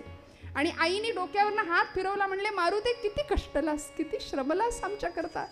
तू नसतास तर रामायण घडलं नसतं, तू नसता तर रावणवध झाला नसता, तू नसता तर लंका दहन झालं नसतं, तू नसता तर प्रभूंची मुद्रिका माझ्यापर्यंत पोहोचली नसती, तू नसता तर अहिरावण महिरावणाच्या तावडीतनं आम्हाला सोडवलं नसतं, तू नसता तर द्रोणागिरी आणलाच नसता कोणी. अख्खं मेडिकल स्टोअरच उचलून आणलं होतं द्रोणागिरी. कळेनाच तिथं गेल्यावर नक्की काय, सगळंच उचलून आणलं. काय काय असतं दास्यत्व. अशा दासांच्या कुळांना नामदेव महाराज आयुष्य मागतायत, अकल्प आयुष्य, चिरंजीव करा भगवंत असं सांगतायत. आणि ज्यावेळी सीतामाईंनी कंठा दिला गळ्यातला, आनंद झाला, बाहेर जाऊन ते फोडून टाकलं, आले परत. रामांनी काय करावं? मारुते ज्यावेळी छाती विदीर्ण करून दाखवली समाजाला, सगळ्या सृष्टीला, की या हृदयामध्ये फक्त भगवंत आहे, फक्त भगवंताचा अधिष्ठान आहे. या हृदयामध्ये मी रामू असता सर्व सुखांचा आराम परिभ्रांतासी कामू विषयांवरी. आम्ही भ्रांतचित्त आहोत, विषयांच्या मागे लागलो म्हणून आम्हाला देव आतमध्ये दिसतच नाही. मारुतीरायांना तो दिसला. भगवंतांनी काय केलं, भगवंत काय देतो बघा. रामप्रभू सिंहासनावरून उठले, राज्याभिषेक झालेला आहे. भगवंतांचा पोझिशनचा विचार नाही केला. याला म्हणायचं राजा. खुर्ची सोडली हो, उठले आणि धावत गेले मारुतीरायांना. म्हणाले मारुते तुला द्यायला माझ्याकडे दुसरं काहीच नाही. म्हणले काय देऊ तुला मी, तुला द्यायला माझ्या या हृदया व्यतिरिक्त मी तुला मारुते काही देऊ शकत नाही. मारुते मी तुला मलाच देऊन टाकतो म्हणाले आणि कडकडून मिठी मारली. मी स्वतःला तुला देतो. देव या पातळीवर येऊन भक्तासाठी करायला, तुका म्हणे त्याचा देव सर्व भर चालवी कामार होऊन या गडी व्हायला तयार आहे. कडकडून मिठी मारावी आणि मारुतीरायांना सांगतात सांग तू कोण आहे. मारुतीराय म्हणतात देहबुद्ध्या तू दासोहम, आत्मबुद्ध्या देहबुद्ध्या तू दासोहम, जीवबुद्ध्या त्वदंशकः. जीव पातळीवर जर तुम्ही मला विचाराल तर मी तुमचा अंश आहे आणि आत्मबुद्ध्या त्वमेव अहम इति मे निश्चिता मतिः. आत्मपातळीवर तुम्ही आणि मी एकच आहे असा ऐक्यत्वाचा अद्वैताचा अनुभव भगवंत देतात. नामदेव महाराज सांगतात देवा अशा भक्तांना आयुष्य तर देच, पण अजून सांगतो बरं का. भगवंत म्हणले बास एवढंच का, आता माग म्हणालास ना, आता ऐक माझं मागणं पुढचं काय. अभंगाचं दुसरं चरण. कल्पनेची बाधा न हो कवने काळे, कल्पनेची बाधा न हो कवने काळे, कल्पनेची बाधा न हो कवने काळे, कल्पनेची बाधा न हो कवने काळे, कल्पनेची बाधा न हो कवने काळे, कल्पनेची बाधा न हो कवने काळे, कल्पनेची बाधा न हो कवने काळे, कल्पनेची बाधा न हो कवने काळे. ही संत मंडळी, ही संत मंडळी सुखी असो, कल्पनेची बाधा न हो कवने काळे, कल्पनेची बाधा न हो कवने काळे, कल्पनेची बाधा न हो कवने काळे, कल्पनेची बाधा न हो कवने काळे, कल्पनेची बाधा न हो कवने काळे. संत मंडळी सुखी असो, ही संत मंडळी सुखी असो, कल्पनेची बाधा न हो कवने काळे. संत मंडळी सुखी असो, आई संत मंडळी सुखी असो.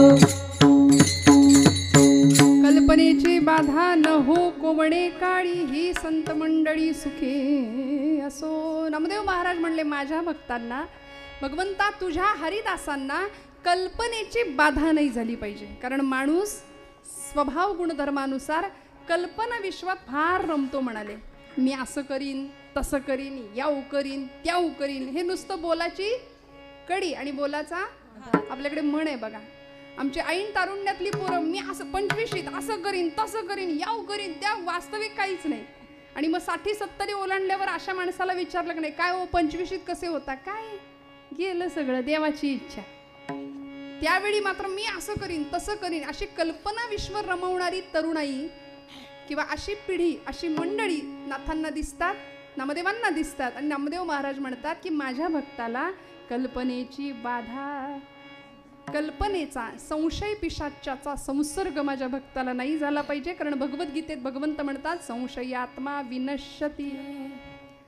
अनेक दुर्गुणांची छाप त्याच्यावर पडता कामा नये. माणूस कल्पना विश्वात रमतो आणि त्यामुळे धोका निर्माण होतो. वास्तविक कृती कर्मशीलता काहीच नाही. बघा ना तुम्ही, आम्ही सुद्धा आमच्या घरामध्ये मुलगा जन्माला आला की एवढा आनंद असतो, वा रे वा मुलगा झाला मुलगा झाला, पेढे वाटा पेढे खाल्ले. मुलगा पाळण्यात पोर पाळण्यात आणि बोर्ड चौकात उमलते नेतृत्व, त्याला नीट उगवू द्या तरी. उगवते नेतृत्व. इतका अतिरेक करतो आम्ही काही गोष्टींचा. माझा काही त्याला विरोध नाही हो, पण आम्ही अतिरेक किती गोष्टीचा करावा, कल्पना किती रमवाव्या, त्याला थोडं मोठं होऊ द्या. त्याला संस्कार संपन्न सर्वगुण संपन्न बनवूया, कष्ट घेऊया. छत्रपती शिवाजी महाराजांना घडवताना जिजामातोश्रींनी किती तडजोड करावी. कुठेही कॉम्प्रोमाइज नाही. तू वाटेल ते कर, वाटेल तसा वाग. अजिबात नाही बरं, अजिबात नाही. काय पद्धतीने घडवलं असेल आपण कल्पना करू शकतो. आमचं कसं असतं, आमच्या पोराचा ना काही त्रास नाही. उठ म्हणलं की उठतो, बस म्हणलं की बसतो. अगदी यांच्या वळणावर गेलाय वडिलांच्या. त्यांना सुद्धा उठ म्हणलं की उठतात, बस म्हणलं की बसतात. उसको हिंदी में गोबर गणेश कहते, जहां बिठो वही बैठे. पोरगा असं पराक्रमी असलं पाहिजे तुमच्या माझ्या घरातलं, जो छत्रपतींचा वारस म्हणून स्वतःला घोषित करेल, जो छत्रपतींच्या पायावर पदकमलांवरती चालण्याचा प्रयत्न करेल, धर्मासाठी मरायचा प्रयत्न करेल, धर्मासाठी जगायचा प्रयत्न करेल. अशी पिढी तुमच्या माझ्या घडावी. नुसतीच कल्पना नको. नामदेव महाराज म्हणतात, कल्पनेची बाधा न हो कोणे काळी. ही संत मंडळी सुखी असो. संतांचं सुख नामदेव महाराजांनी चिंतन केलं. आम्ही स्वतःच्या घरच्यांचं काय, शेजाऱ्यांचं काय, कुणाचं सुख नको, आम्हाला आमचं सुख पाहिजे. एक जण गेला डॉक्टरांकडे, म्हणाला डॉक्टर पोटात दुखतंय. डॉक्टर म्हणले कधीपासून दुखतंय? नेमकं नाही सांगता येत म्हणाले, पण शेजारी स्लॅब पडलाय तेव्हापासून जास्त दुखतंय म्हणाले. हे आमच्या दुःखाचं कारण आहे. शेजारचं सुखी नाही पाहिजे, सगळं जग सुखी व्हावं. हे विश्वची माझे घर, ही वसुधैव कुटुंबकमची भावना आहे, व्यापकता संतांना कळली म्हणून मागणं होतं, कल्पनेची बाधा न हो कोणे काळी. एक असाच युवक तरुण बरं का, रसरसलेला, आई वडिलांचा अत्यंत लाडाकोडात वाढलेला मुलगा हळूहळू मोठा झाला. एकुलता एक लाडाकोडात लहानाचा मोठा झालेला. 20-22 वर्षाचं वय झालं. आईनं सांगितलं, बाळा आता काहीतरी पोटा पाण्याचं बघा, आता फुकट नाही, आता बाहेर जा, काहीतरी कामधंदा मिळव, नोकरी मिळव. तो मुलगा बाहेर गेला. जुना दृष्टांत आहे, जुने कीर्तनकार सांगायचे आहे. मी वेळेत संपवणार आहे बरं का, काळजी करू नका. विठ्ठल विठ्ठल विठ्ठल विठ्ठल विठ्ठल. आणि तो ज्यावेळी बाहेर पडला, आईनं सांगितलं होतं नोकरी मिळव, तो बाहेर गेला. चालता चालता चालता मनात विचार, याला कल्पना विश्वात रमायची फार सवय. अशी पोरं असतात बघा, प्रयत्न कमी आणि स्वप्न कल्पना जास्त, फुकटच्या पोकळ गप्पा जास्त मारणारी पिढी आहे बरं का आजूबाजूला आमच्या. तो मुलगा बाहेर गेला, त्यांनी एक पाटी बघितली, जुना दृष्टांत, एक बोर्ड बघितला, त्याच्यावर लिहिलं होतं हुशार, प्रामाणिक आणि कष्टाळू नोकर पाहिजे. बरोबर. तो म्हणला मी हुशार आहे, मी प्रामाणिक आहे, मी कष्टाळू आहे, मला लगेच नोकरी मिळालीच पाहिजे. ती पाटी एका गवळ्याची होती. त्या गवळ्यापर्यंत तो गेला आणि त्याला विचारलं, मला नोकरी द्या. म्हणाले, तुमच्या अटी मला मान्य आहे, मी प्रामाणिक आहे, मी हुशार आहे, मी कष्टाळू आहे. तो गवळी म्हणला, याची बडबड ऐकून याला आपण मार्केटिंगला पाठवूया. म्हणून एक दह्याने भरलेलं मडकं होतं आणि पूर्वीच्या काळी मडक्यातनं दही विकायचे गावोगावी घराघरात जाऊन. ते मडकं म्हणले, उचल दह्याचं, घे डोक्यावर आणि जा, दही विकून ये, तुझी नोकरी पक्की, तुझा पगार फिक्स, आता मिळणार तुला पैसे. याला इतका आनंद झाला, म्हटलं आजच बाहेर पडलो, नोकरी मिळाली, वा वा वा, आता पैसा मिळेल, मग त्या पैशाचं मी करू काय. म्हटलं एक म्हैसच विकत घेतो. आता एक म्हैस विकत घेऊया. हळूहळू दूध दुभतं वाढलं, गाई गुरं वाढली, गोठा बांधावा लागला. त्या गोठ्यामध्ये मालकालाच कामाला ठेवलं बरं का. याचा विचार चालू आहे. दह्याचं मडकं डोक्यावर आहे. म्हणाला मालकालाच त्या गोठ्यामध्ये कामाला ठेवूया. इतका पैसा, दुधाचं उत्पादन वाढलं, दूध उत्पादक सहकारी संघाचा अध्यक्ष झाला. इतकं हे काल्पनिक गोष्ट आहे बरं, कुणाचं स्पेसिफिक काही हे सांगत नाही, दृष्टांत आहे असं समजा. सिद्धांत पक्का व्हावा याकरता दृष्टांताची योजना असते. पण आम्ही श्रोते काय करतो, आम्ही दृष्टांत घरी जाऊन घरी नेतो आणि सिद्धांत इथंच राहतो. तसं नाही आहे. कीर्तनातला दृष्टांत हा उदाहरणापुरता आहे, सिद्धांत जास्त कळावा, पक्का व्हावा याकरता. तो गृहस्थ, तो मुलगा विचार करतोय की आता इतका पैसा आला, दूध उत्पादक सहकारी संघाचा अध्यक्ष झाला, सगळ्यांचं लक्ष त्याच्याकडे गेलं, भरपूर पैसा. मग श्रीमंत मुलींची स्थळं याला यायला लागली, लग्न झालं, उत्तम मुलगी घरामध्ये आली, प्रचंड पैसा. काही सामाजिक पक्षांना, काही सामाजिक संस्थांना दानधर्म द्यायला सुरुवात केली, काही संस्थांना डोनेशन्स द्यायला सुरुवात केली. मग लोकांचं लक्ष गेलं, म्हणाले आमच्या पक्षात या ना. एका पक्षामध्ये प्रवेश केला आणि नुसता केला नाही, उमेदवार म्हणून उभा राहिला, निवडून सुद्धा आला. निवडून आल्यानंतर ज्या गावामध्ये जन्म झाला होता त्या गावच्या लोकांनी गावचे सुपुत्र म्हणून सत्कार करायचं ठरवलं आणि रेड कार्पेट, सगळी VIP ट्रीटमेंट, लोक ग्रामस्थ जमले, टाळ्यांचा कडकडाट, गुलाबाच्या फुलांचा हार गळ्यात घालायला आणला होता. हा स्टेजवर आला, लोकांनी याच्या गळ्यामध्ये गुलाबाच्या फुलांचा हार घालायला घेतला, मान खाली केली, तसा धप्प दिशे आवाज आला. तसा हात दचकला आणि यांनी बघितलं ते दह्याचं मडकं खाली. दही मातीमोल झालं, मडकं फुटलं. आता मला सांगायचंय ते ऐका. मडकं हे नशीब आहे, दही हे आयुष्य आहे. नशीब फुटलं की आयुष्य सांडतं. सांडलेलं आयुष्य गोळा करता येत नाही, फुटलेलं मडकं पुन्हा सांधता येत नाही. ते मातीत जत करणं, मातीतूनच आलेलं असतं. त्यामुळे हातात संधी आहे, वेळ आहे, त्या वेळेचा परिपूर्णपणे उपयोग करावा. कल्पनेमध्ये रमणं धोक्याचं आहे हे जाणून घ्यावं. कल्पनेची बाधा न हो कोणे काळी, ही संत मंडळी सुखी असो. आणि नामदेव महाराज काय मागतात तो?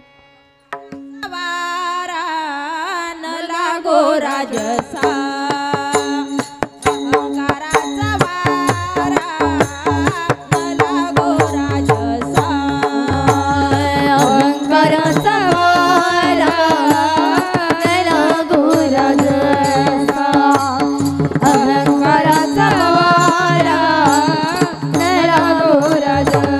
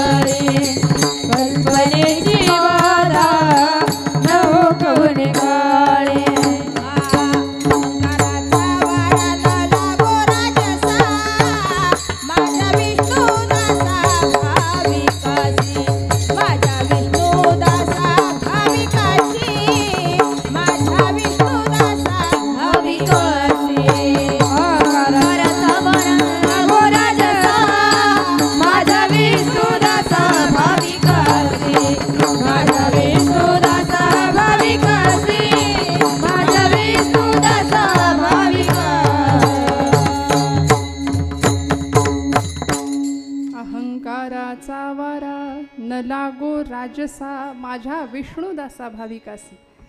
आचार्य जगद्गुरु आद्य शंकराचार्य म्हणाले की अवस्था कशी असली पाहिजे जीवाची, भक्ताची? न मे द्वेष रागो, न मे लोभ मोहो, मदो नैव मे नैव मात्सर्य भावो, न धर्मो न अर्थो न कामो न मोक्षो, चिदानंद रूप शिवोहम शिवोहम, अहम निर्विकल्पो निराकार रूपो, विभुर्व्याप्य सर्वत्र सर्वेंद्रियाणि सदा मे समत्वम. अशी समत्व बुद्धी तुमच्या माझ्याकडे असली पाहिजे. माऊलींचे आवडते शब्द आहे सर्वत्र सदा आणि सम.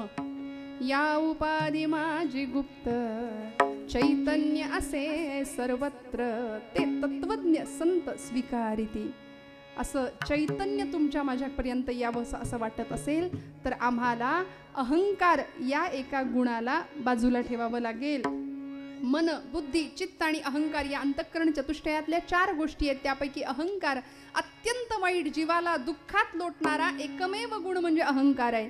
मी करता ऐसे म्हणसी तरी तू दुःखी होशी, श्रीराम करता म्हणता पावसी यश कीर्ती प्रताप. माऊली म्हणते नवल अहंकाराची गोठी विशेषे न लगे अज्ञाना पाठी सज्ञानाचे झोंबे कंठी नाना संकटे नाचवी. बघा तुम्ही, अज्ञानी माणसाला अहंकार होत नाही. अहंकार कुणाला होतो? ज्ञानी माणसाला. जेणे मक्षिका भक्षिली जाणीवेची तया भोजनाची रुची प्राप्त कैची अहम भाव ज्या मानसीचा विरेना तया ज्ञान हे अन्न पोटी जिरेना.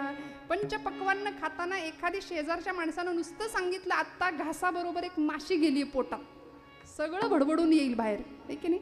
तसं ज्ञानी माणसाला अहंकार झाला की त्या ज्ञानाचा काही उपयोग नाही, काही नाही, सगळं बाष्कळ व्यर्थ आहे. त्या पद्धतीने हा अहंकार ज्ञानी माणसाला होण्याची जास्त शक्यता आहे. नामदेव महाराज म्हणतात हा मी माणसाचं फार नुकसान करतो. त्रैलोकी धनवंत मी, आम्ही किती मी करतो.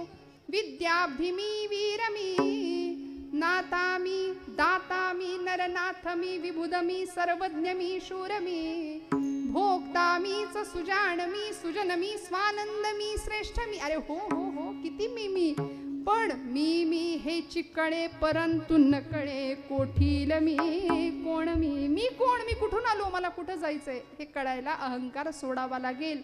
भगवत पूज्य जगद्गुरु शंकराचार्य म्हणतात कोहम कथमिदम जातम को वै कर्तास्य विद्यती. कोहम, मी कोण आहे, कधी विचार केला का हो?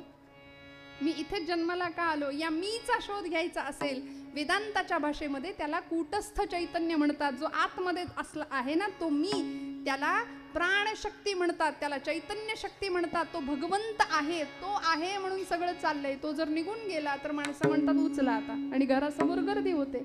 तो आहे आतमध्ये, त्याला ओळखणं म्हणजे मीचा बोध घेणं. नाहीतर आम्ही देहाला मी मी मी मी इतकं करतो की हा मी आम्हाला दुःखात लोटल्याशिवाय राहत नाही, भ्रम निर्माण केल्याशिवाय राहत नाही. कशाला व्यर्थ गोष्टींचा अहंकार करायचा, कशाला नको त्या गोष्टींची चिंता करायची. चिंतायचंच असेल तर भगवंताचं नाम, त्याचे पद, त्याच्या पायाचं चिंतन करूया, अहंकार बाजूला ठेवूया. नाथबाबा म्हणतात, नामदेव महाराज म्हणतात अहंकाराचा वारा न लागो राजसा माझ्या विष्णुदासा भाविकासी. हा अहंकार बाजूला ठेवू, समर्पण बुद्धीने भगवंताला शरण जाऊ आणि साईनाथांना प्रार्थना करू. आधी विठोबा, आधी पोटोबा, मग विठोबा. शरीरम आद्यम खलू धर्म साधनम. शरीर हे धर्माचं साधन आहे, मग त्याला वेळेवर नको का मिळायला? काही आमचा महिला वर्ग म्हणत असेल आता ही कधी संपवायची कीर्तन, आधीच घड्याळ पुढं पुढं पुढं पुढं पळत आहे. पण खरं सांगू का, आहे हो, ते तर करायचंच आहे. पण इतक्या उत्साहाने आणि आनंदाने हा सुरू असलेला, आयोजित केलेला हा महोत्सव मी म्हणेन, सगळी सृष्टी उत्साही आहे. त्या उत्साही सृष्टीमध्ये भगवंतांनी तुम्हाला मला जन्म दिलाय. साईनाथांची अनन्वित असा कृपेचा आशीर्वाद तुमच्या माझ्यावर आहे. साईबाबांचे परमशिष्य असलेले दासगणू महाराज, त्या दासगणू महाराजांनी साईनाथांना खूप सुंदर प्रार्थना केली, प्रसाद मागितलाय. रहम नजर करना साई, रहम नजर करना बच्चों का पालन करना, रहम नजर करना साई, रहम नजर बारीक बसा, बच्चों का पालन करना. मैं अंधा हूँ बंदा तेरा, मैं अंधा हूँ बंदा तेरा, मुझको प्रभु दिखला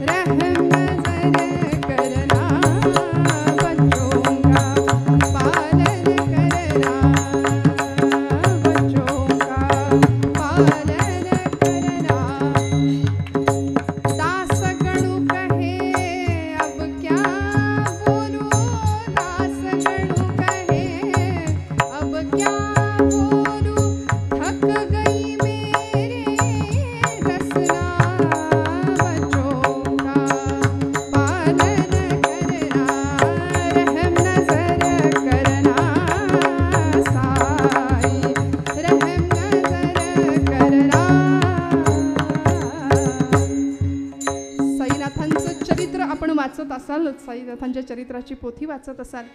मला असं वाटतं साईबाबांकडे दासगणूंनी मागितलेलं मागणं आहे, रहम नजर करना बच्चों का पालन करना, मैं अंधा हूँ बंदा तेरा. कारण खरंच आहे बरं का, डोळे असून आम्ही आंधळे आहोत अशी परिस्थिती आहे की नाही.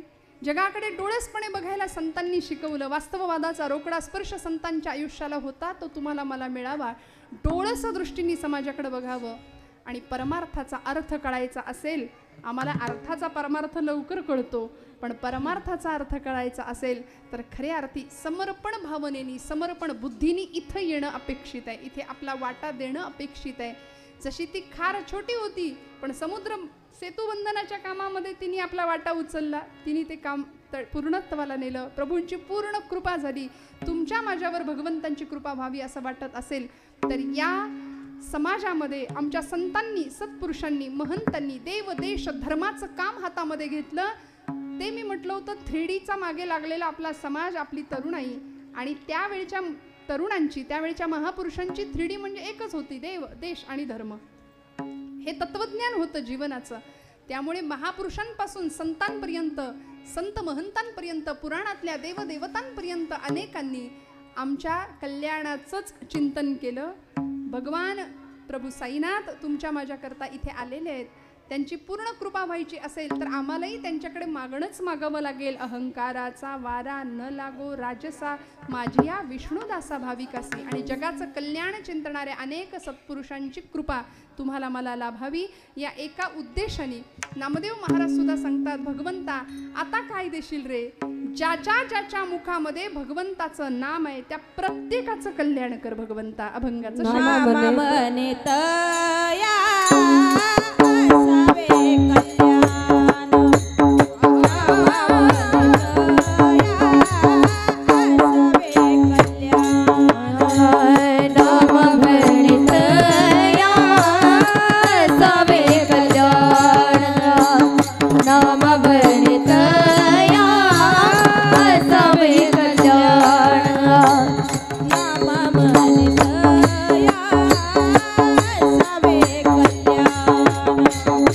Mama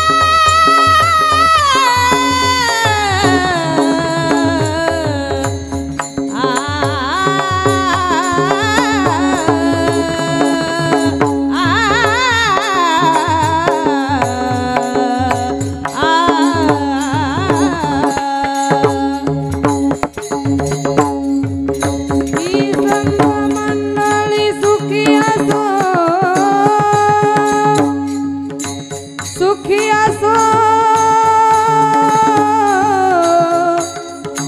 सुखी असो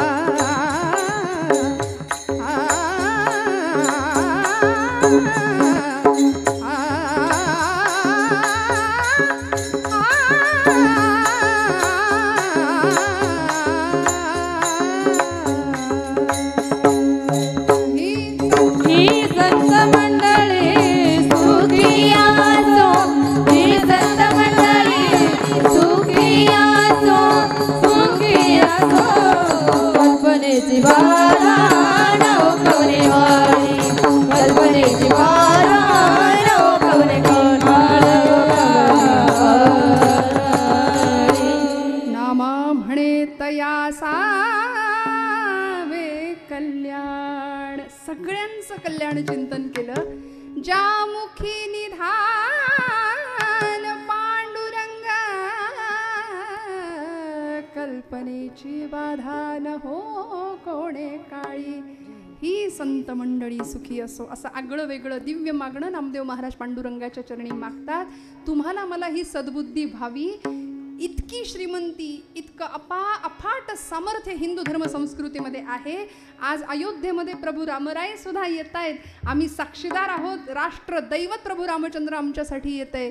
इकडे साईनाथ आमच्याकरता येत आहेत.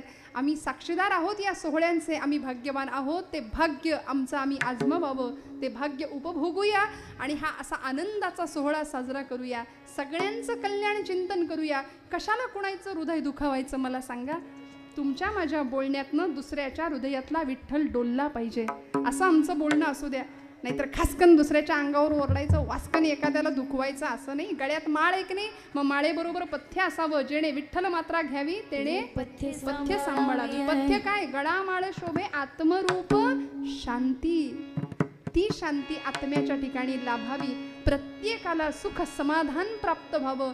कशासाठी दुसऱ्यांचं खरकट खायचं? इतकं प्रगाढ तत्वज्ञान भारतीय संस्कृतीत आहे. भगवद्गीता तुमच्या माझ्या पोरांच्या हातात वेळीच देऊया. 16व्या वर्षी ज्ञानोबा जर ज्ञानेश्वरी लिहितात तर आमच्या पोरांनी 16व्या वर्षी निदान उघडून तर बघितली पाहिजेच ज्ञानेश्वरी. हा अट्टहास मोठ्या माणसांनी ठेवलाच पाहिजे. नाही ठेवला तर आमची पिढी रसातळाला गेल्याशिवाय राहणार नाही. योग्य वयात योग्य त्या गोष्टी झाल्या पाहिजेत. तेव्हा कल्पनेची बाधा होणार नाही, अहंकाराचा वारा लागणार नाही. उत्तम कल्पापर्यंत आयुष्य हरिभक्तांना मिळाल्याशिवाय राहणार नाही. नामदेव महाराजांचं मागणं भगवंत पूर्ण करतील नव्हे केलंय यात शंका नाही. आज पाश्चिमात्य लोक तुमचं माझ्या भारतीय संस्कृतीचं अनुकरण करतायत. पाश्चिमात्य लोक भगवद्गीतेचा अभ्यास करतायत. छत्रपती शिवाजी महाराजांच्या चरित्राचा अभ्यास अमेरिकेतली माणसं करतायत आणि आम्ही नको त्यांचे पोवाडे गातो. मी तरुण मंडळींना कायम सांगते, आमच्याकडे अनेक लोकांनी स्वाऱ्या केल्या. लुटारू अक्षरशः लुटलं, इथलं सगळं नेऊन लुटलं. भारतभूमी कंगाल केली. 17 स्वाऱ्या केल्या. महम्मद गझनी असू दे, सिकंदर असू दे, अनेक लोकांनी स्वाऱ्या केल्या. आणि आम्ही काय म्हणतो, जो जिता वही. वाटलंच मला आता दृष्ट काढा घरी गेल्यावर आपलीच आपण. मी एवढं सगळं सांगितलं त्याच्यावर बोळा फिरला असं म्हटलं तरी चुकणार नाही. काय म्हणतो आपण, जो जिता वही. आता का बोलाल? मी हात जोडून सांगते, लुटेरे, फुटके लुटेरे कुणीतरी येतात. आमच्या संस्कृतीतलं ज्ञान पळवून नेण्याचा प्रयत्न करतात. इथली नालंदा तक्षशिला सारखी विद्यापीठ लाखोंच्या संख्येमध्ये पुस्तकं जाळली, पण तरी सुद्धा आज विश्वगुरु म्हणून भारतभूमी जगाच्या ठिकाणी ललामभूत आहे, हे विसरून चालणार नाही.